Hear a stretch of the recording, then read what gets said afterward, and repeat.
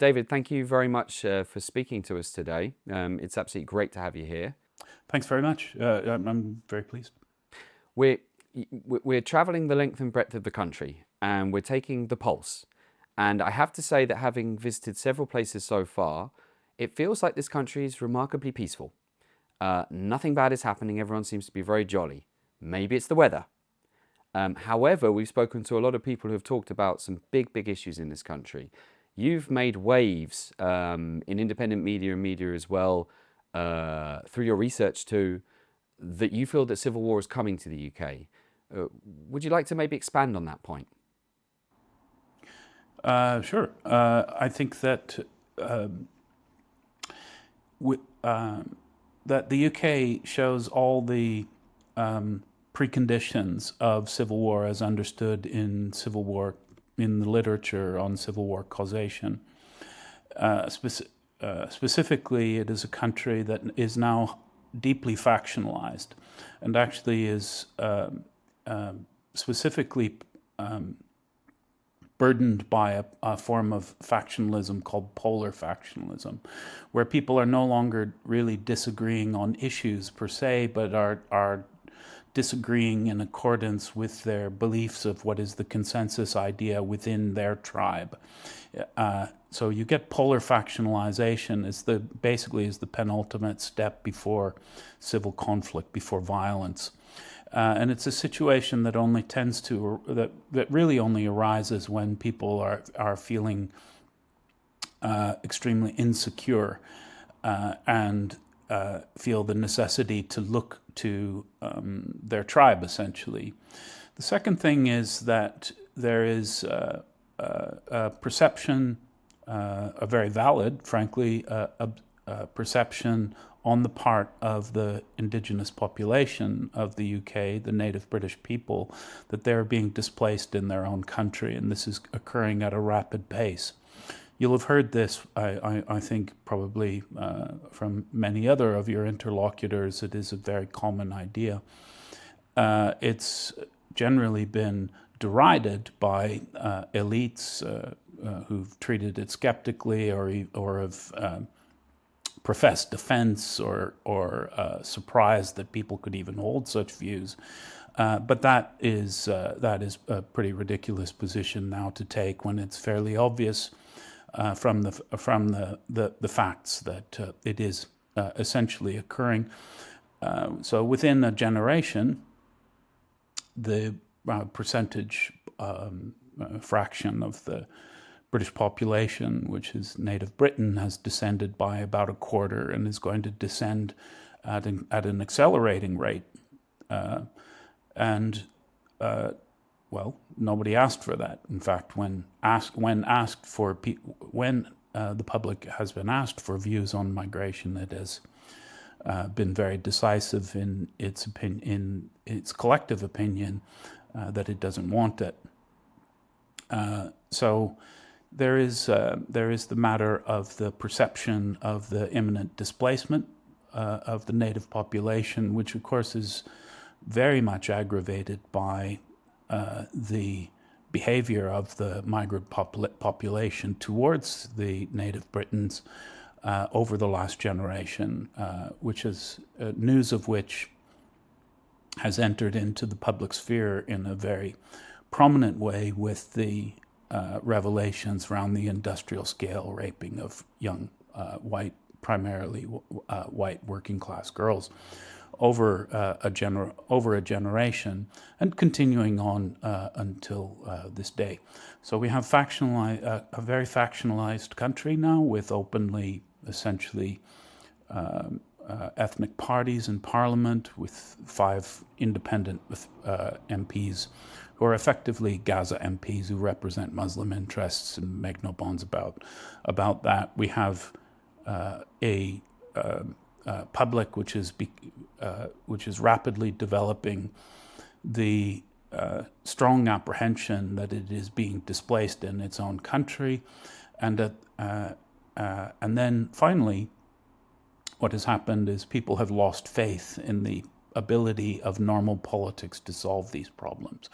Politics is meant to be the system by which people solve collective action problems in society.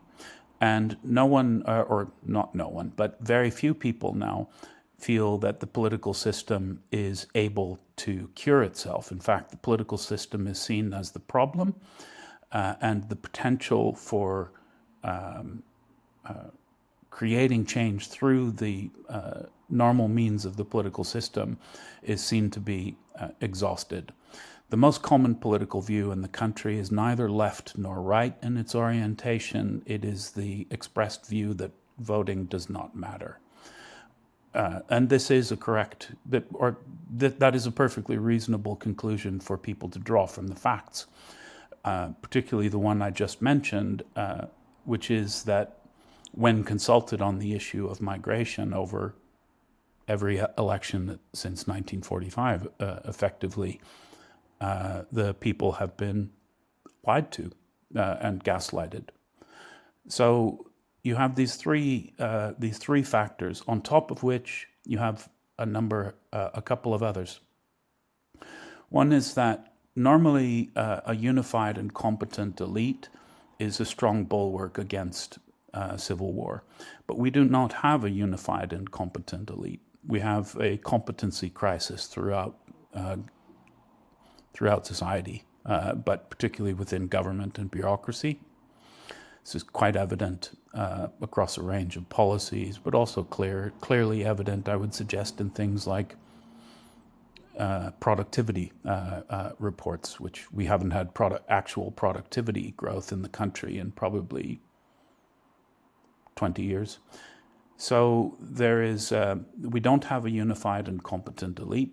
We have an incompetent elite, one which is distant and alienated from the people which it governs, whom it holds in varying degrees of contempt. On top of that, we have a looming fiscal crisis, which is probably maybe I'm not an economist, but it's not a controversial statement at this point to say we're probably 6 months off a national fiscal crisis of quite large scale, certainly of 2008 scale. And there's not much left in terms of financial wherewithal to deal with that. So it is a perfect storm, fundamentally. And your sense as drawn from, summer village fetes and the like of a normality in the situation is a false one. It's a false apprehension. It's an expression, I would suggest, of normalcy bias. David, one of the interesting things we've come across is that when we ask people about the state of the UK and they're on camera, they tend to clam up and go very silent. They say they're not happy. Sometimes they talk about crime, but they choose their words carefully. They talk about taxes. They have talked about lack of faith in politicians. But when you try and get down to what they really think, they tend to clam up. It's almost like there's now a culture of auto-censorship and secrecy and having to watch what you say in public. Is that a feature of a country which is heading for a civil war? Yes, it's a feature. I would suggest it is. It's an expression of both a social and a policing situation in the country where you can be punished for speaking your mind. There is, of course, a strong cultural habit amongst let's say, amongst the elite or former elite classes about what is permissible to speak in polite society, but that clearly is, that is a big factor, I think, in British kind of public psyche and the way people talk about things. It is a polite country. It has Britons have a self-conception of themselves as welcoming, tolerant people, but they are also feeling beleaguered and abused. And these are difficult issues to speak, to publicly for social reasons, but also for legal reasons. It's quite clear over the last year that, a little more than a year, in fact, but that the government has equipped itself with the legal capability to punish people for speech acts. So most particularly through the use of non-crime hate speech, which is a form of essentially a form of thought crime, and a system for punishing for people for that.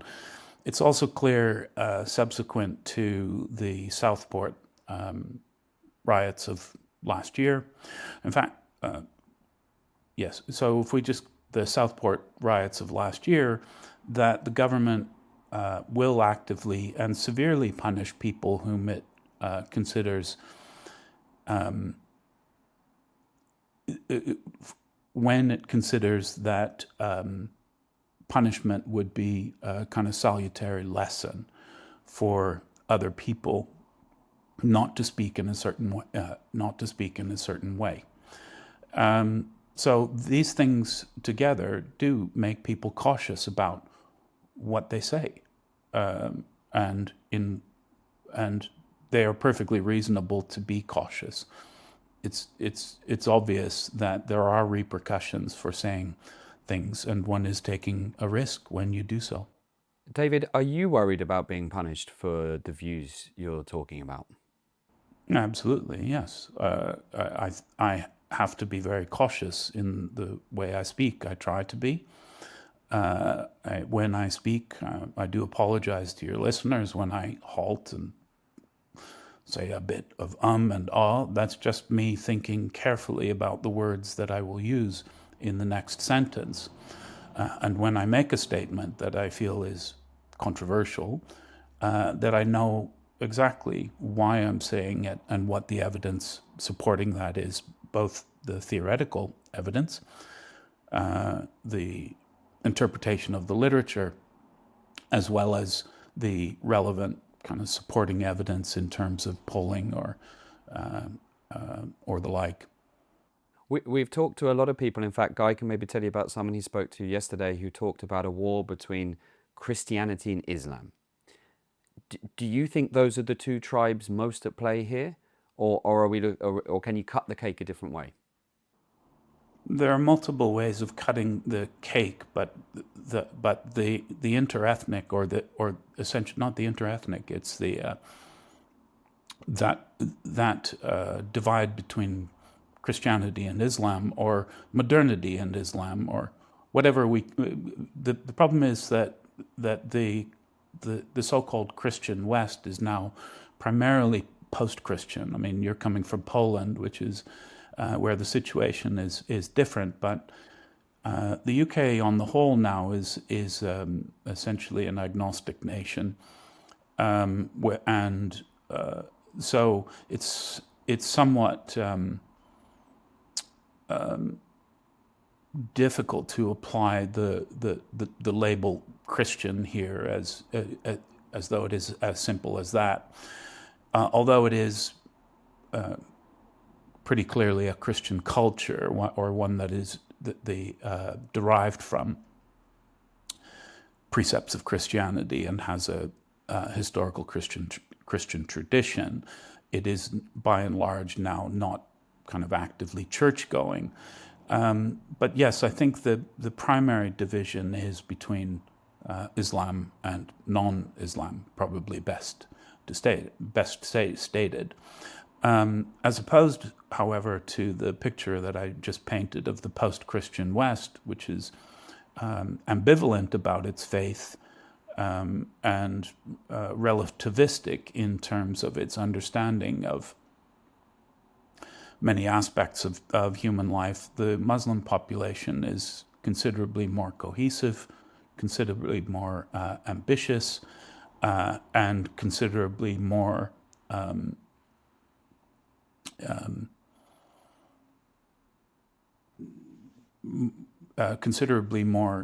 driven by a principled understanding of the precepts of its faith. And that, so it's, which is a range of reasons why it has been so indigestible in the Western European climate over the last 30 years. I spoke to a young girl from Austria at the Notting Hill Carnival yesterday who told me that the UK is the British Empire and it's responsible for most of the world's ills and evils and should be torn down, and, you know, various, for me, quite Marxist talking points. As you mentioned, we both live in Poland, and so we know people who've suffered under communism. It does feel to me like the analysis of that young Austrian girl was quite neo-communist. I'm wondering, maybe another way of slicing the cake is, are we facing some form of communist subversion or neo-Marxist subversion in the UK? Well, it's a good question, and your original question was whether there were multiple ways to cut the cake, and I really just spoke on Islam and sort of didn't follow up, which I ought to have done. So it's good you've come back to the question. I wouldn't put it in terms of neo-communism or neo-Marxism and the like, although I understand why people often do that. I think the big division, though, is between people who essentially between nationalism and post-nationalism. Now, I mean nationalism in this sense, in the sense of people's the attachment of people to the idea that the mode of functioning of the world is one that is based on this idea of nation states, and a nation state being a political entity with a defined borders, a sovereign government of its own, which reflects the ideals, the wishes of its nationally defined demos.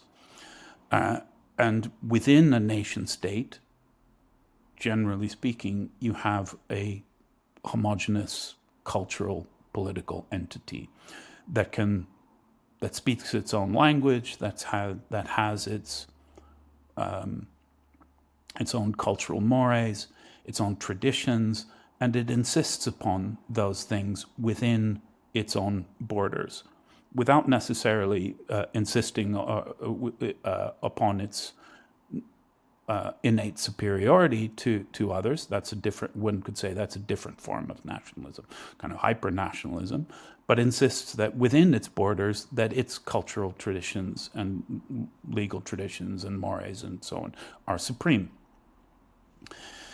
On the other hand, on the other hand, you have post-nationalists. Post-nationalists are people essentially who believe that the nation state is anarchic, or not anarchic, sorry, this is completely the wrong word, that the nation state is anachronistic, that the world is faced by problems which are only solvable on a world level, and the only problems that are actually, and these problems are so, are of such great magnitude that we must actually depart from a nation-state model and adopt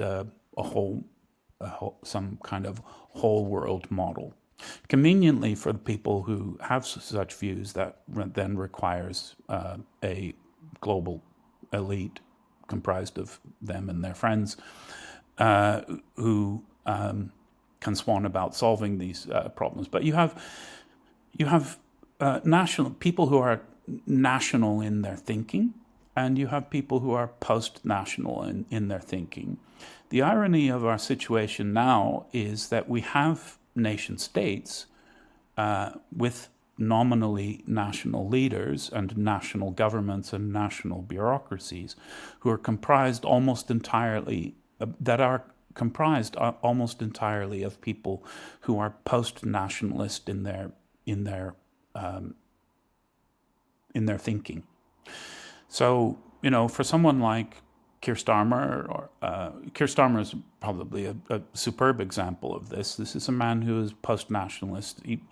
He's not capable of thinking he doesn't act in the national interest because he's not capable of thinking in the national interest. In fact, it would seem that Keir Starmer considers thinking in the national interest to be something that is both morally, that is not just kind of legally challenging, given his beliefs around the relative hierarchy of domestic and international law, but that is actually morally dubious. So people who talk in the talk of the national interest are just morally suspicious characters in that kind of framework.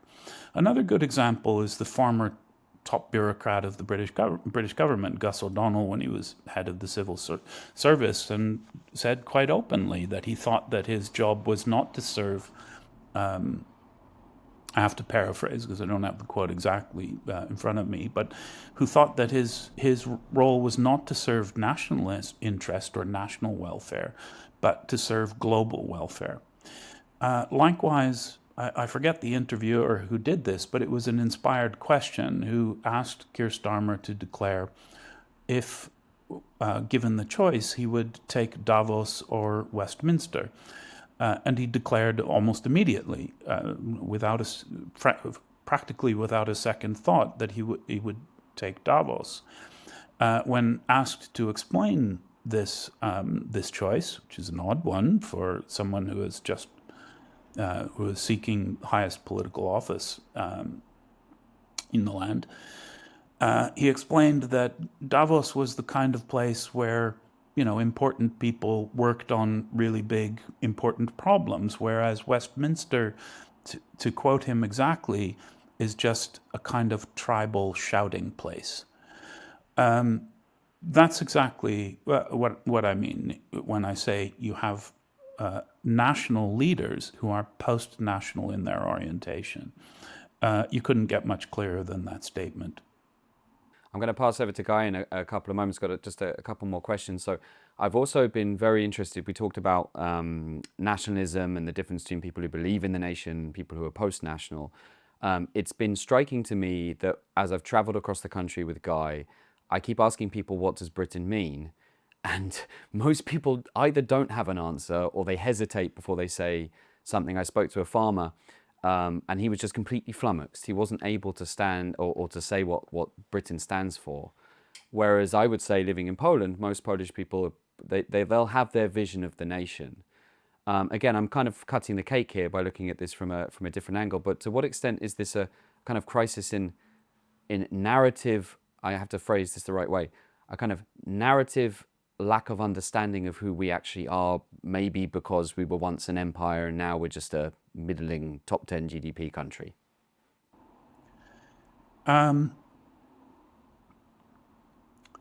You asked to what extent, which is, it's a bit hard to answer with a percentage or relative to some other things. I'm not sure how to deal with that, but I would say I think it is a very, very big deal. And what specifically is a big deal here is a huge accomplishment. Let's put that in inverted commas. We have a country that has existed in one form or another for about 2,000 years, and which up until relatively recent times had a very, very strong self-conception, had a very positive view of itself, which now has, as you describe, particularly amongst young people, a very tenuous understanding of itself, of its own history, and moreover has been indoctrinated in into a kind of self-abnegation that is extraordinary when considered relative to itself just a couple of generations ago, and relative to other countries, which are not insane in this manner. How did that happen? You might ask. I would suggest that you might ask. And the answer is quite simple. We changed the education system. This happened about 2 generations ago, really, but accelerated about 30 years ago. We changed the education system. It was dumbed down. It was also dumbed down. It was very limited. And moreover, we changed it in a manner where people were trained, and that is not educated, they were trained to react in the manner that you have just described,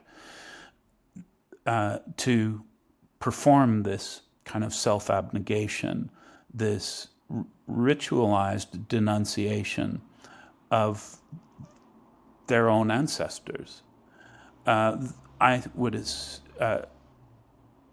and no other civilization does this to itself. It's a suicidal mode of behavior. A country which acts like this towards its own history has no future. And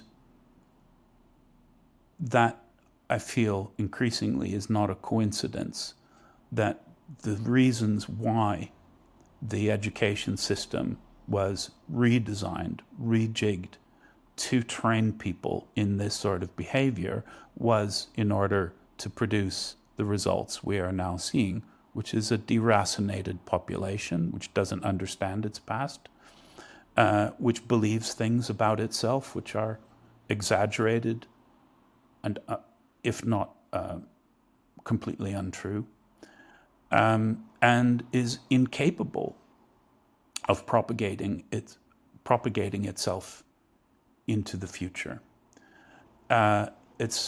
Which is simply an offense against the most basic small c conservative idea, which is that the social contract is a thing which applies not simply to the present, but that the social contract is essentially an intergenerational bargain between the people of the present, to whom there is an upon whom there is an obligation to pass on the traditions, the culture, the advantages, the benefits of the society that they themselves inherited from the generation past.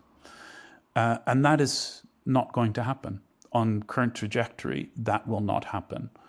On current trajectory, Britain of 2050 will have severed its connection to its historical past. Britain of 2050 will be unrecognizable from the Britain of 1950 in ways that the Britain of 1850 would not have been unrecognizable to Britons of 1950. It's very historically pregnant. Where we are now is a very historically, culturally, civilizationally pregnant moment. And that is a thing which we can show and articulate across a range of measures. But on the whole, I think people find it hard to articulate this. Partly for reasons, as I've just said, is that they haven't been educated in these things anymore. But they apprehend we are at a point where something very big, very important, and fundamentally good is going to be lost. And that makes them angry. that makes them fearful. We certainly picked that up amongst the festivity of the Notting Hill Carnival. We spoke to people who said that, they feel like something's going to happen. So, David, given everything you've been telling us, how close is the UK to civil war?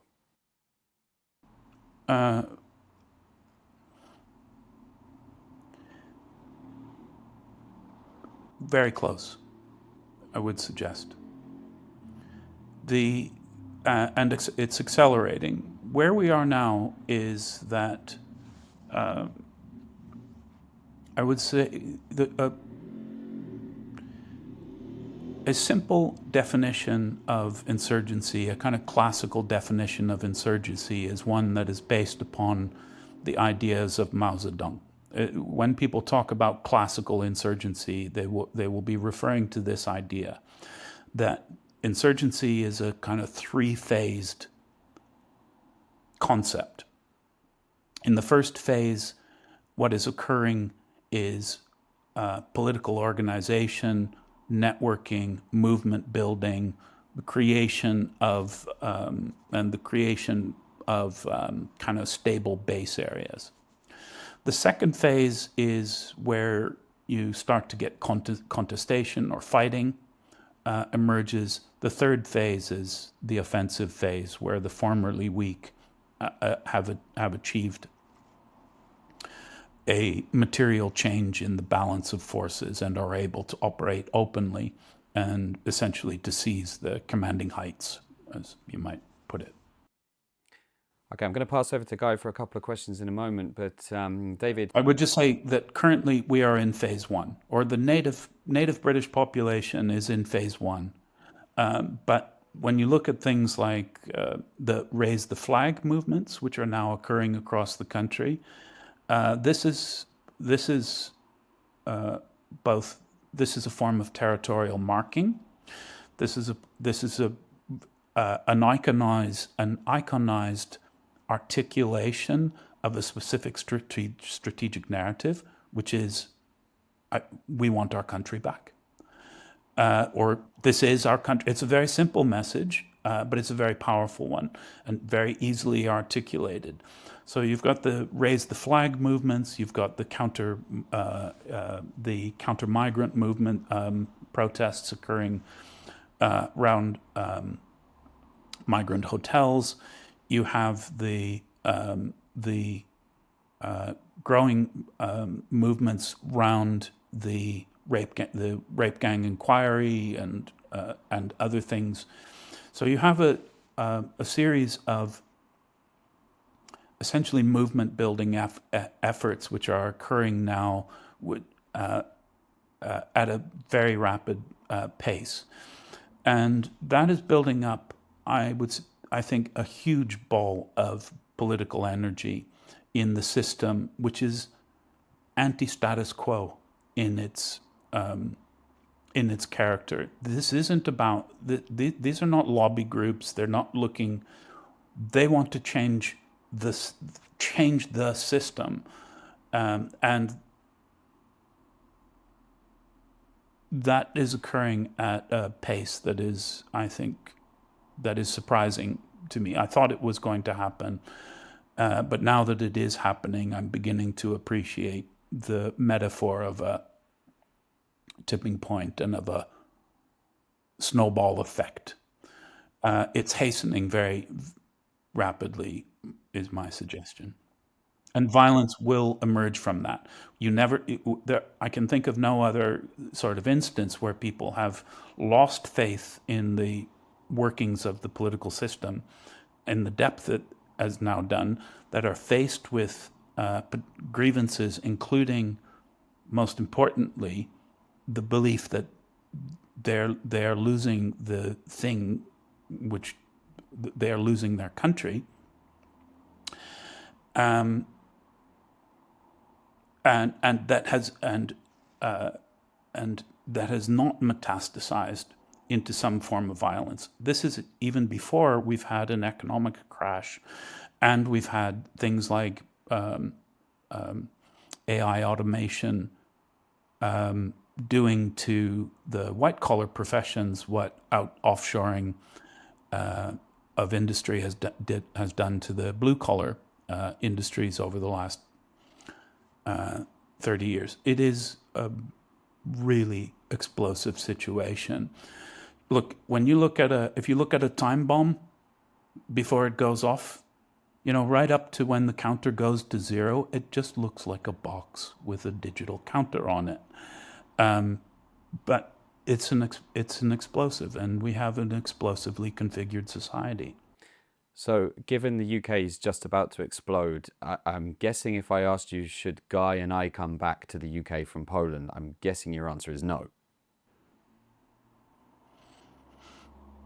I can't really say. I mean, I'm here and I'm not going to leave.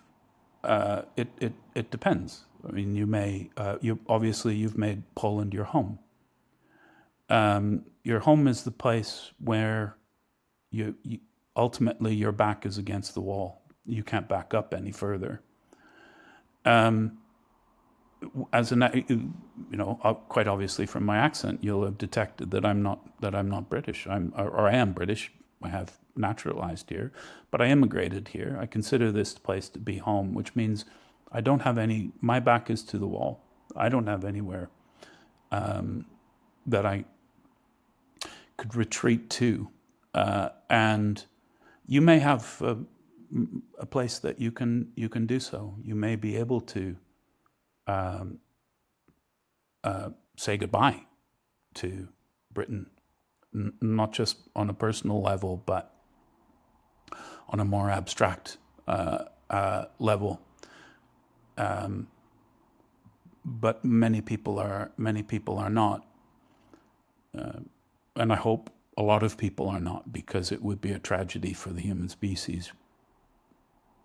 Thank you very much, David. Guy's been very patient. We are running over time, but I think it's been such a fascinating conversation. I hope you're enjoying yourself, because we certainly are enjoying listening to you. But I shall now pass over to Guy. Thank you, Guy. Thank you, David. I'm speechless. I've been so taken aback by what you say. It's quite incredible. So, in your view, we're on this path to civil war. My first question is, can it be averted? And if so, how? It can't, is my answer. There is no plausible political off-ramp. As I've just said, the political system itself is the thing which is incurable. But if I was to go into more detail on that point, you have to imagine. We can all imagine a set of policies that might set this back, or make it, or avert it. The problem is none of those policies are politically plausible. There's no political party which is likely to pursue them. In the case of Britain, I might add that this isn't just Britain that is faced with this peril. It's not Poland, for interesting reasons, but France, Germany. It's a common problem throughout Western Europe. They're all in the frame, and more or less for the same reasons. But if I'm to talk of the UK, many people are investing a high degree of hope in the Reform Party, and maybe in a figure like Nigel Farage. Problem is that it's not that there's still quite a lot of energy in the system in terms of its ability to play electoral games, right? So it's not a sure thing, despite what you see in the polls, that Reform can get itself elected. The techniques of political operators are pretty well developed. Even though if it was to get into government and it actually had the desire to initiate policies that would change things, and that could occur in time, it would probably just be wrapped up and subverted by the civil bureaucracy. which, as I've already said, is itself post-nationalist in its orientation. British civil service essentially now considers British politicians, they consider Parliament and ministers to be just one of multiple stakeholders with respect to policy to whom they need to listen. And they're perfectly capable of subverting or defeating difficult ministers on matters of policy. I could go on, but suffice to say, my view is that the issue is not policies which might avert the looming conflict. The issue is that none of them are politically plausible.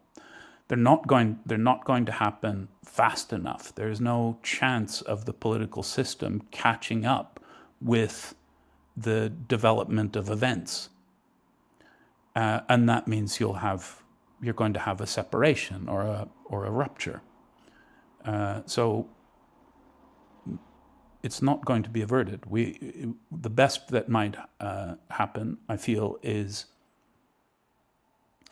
that the damage done can be mitigated, and particularly we can hope that it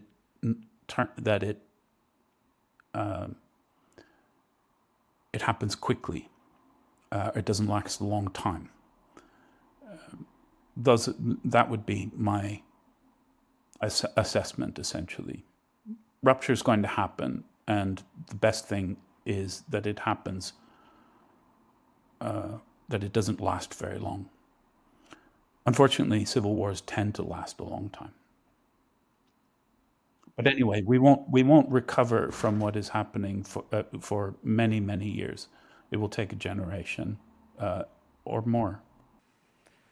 My last question is, Britons have been disarmed over the years.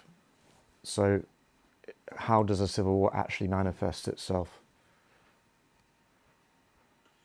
There are two ways of looking at this. The first is, it's true to an extent that Britain has been disarmed, unlike, say, the United States, quite obviously.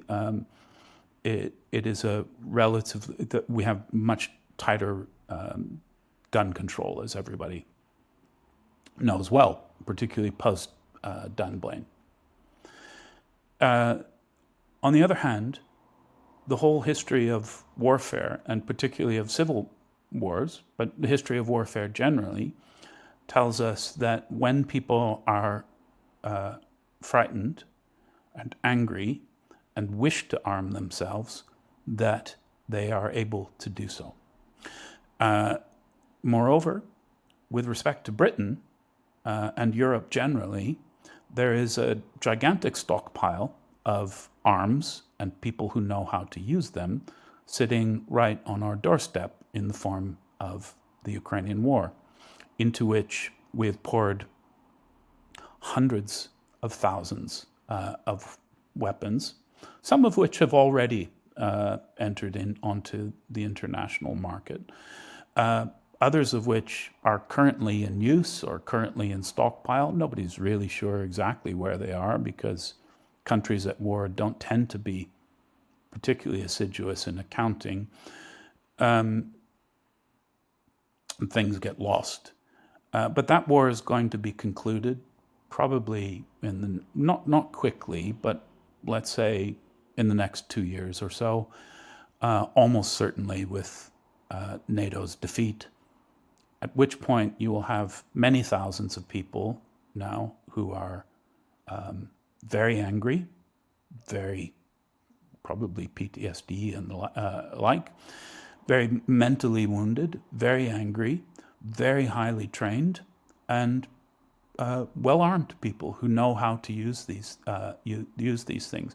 So we have a giant stockpile of weapons sitting on the border of Europe in the hands of people who will have perfectly good self-interested reasons to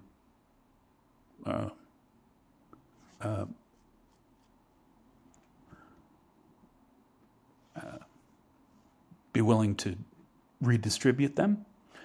So I don't think that if the British population wishes to arm itself, that it won't find difficulty doing so, or it won't find the difficulty of doing so to be insurmountable.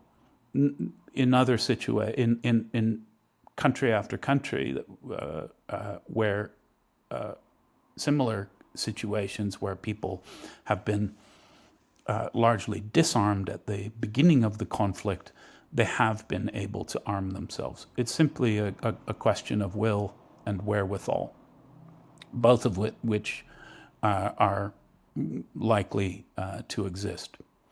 Secondly, there is the question of whether a 21st century civil war in a country like Britain actually requires huge numbers of military-grade weaponry.